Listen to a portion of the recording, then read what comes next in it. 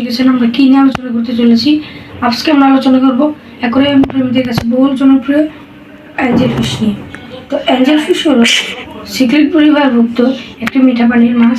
এদের দেহের আকার ও এদের বিচিত্র রঙের কারণে এরা জনপ্রিয় হয়ে এসেছে। এদের দেহ মূলত ত্রিভুজ আকারের হয় এবং পাখনাগুলো বড় বড় হওয়ায় এরা পানিতে সুষমভাবে শান্তিভাবে চলাফেরা করতে পারে।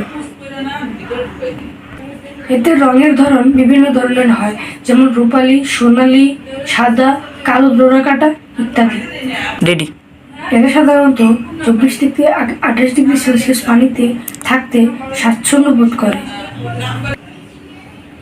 এরা ধীর চলমান পানি কিংবা শান্ত পানিতে থাকতে ভালোবাসে এবং অ্যাকোয়ারিয়ামে কিছু গাছপালা দেওয়া হলে তারা সেই গাছপালায় থাকতে স্বাচ্ছন্দ্য বোধ করে।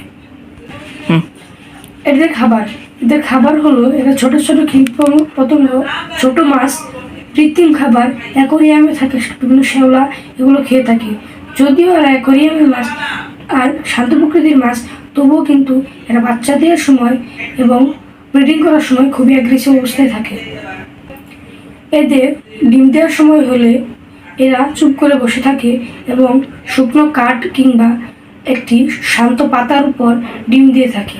এটা অন্য মাছের মতো নয়, এদের মা বাবা উভয়ই এই ডিমের দেখাশোনা করে এবং 42 থেকে 48 ঘন্টার মধ্যে এদের ডিম থেকে বাচ্চা ফুটে যায়।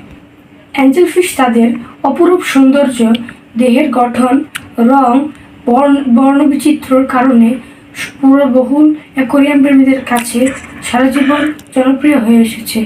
তাই আমি আপনাদের সাজেস্ট করব, আপনারা যদি বিগিনার হয়ে থাকেন তাহলে আপনারা কিন্তু অ্যাঞ্জেল ফিশ দিয়ে পালন পদ্ধতি শুরু করতে পারেন, কারণ এটা তুলনামূলক খুবই শান্ত মাছ এবং অল্প পরিচর্যায় খুবই ভালোভাবে স্বাচ্ছন্দ্যভাবে বাঁচতে পারে, আর এগুলোর গড়ায় অনেক বেশি।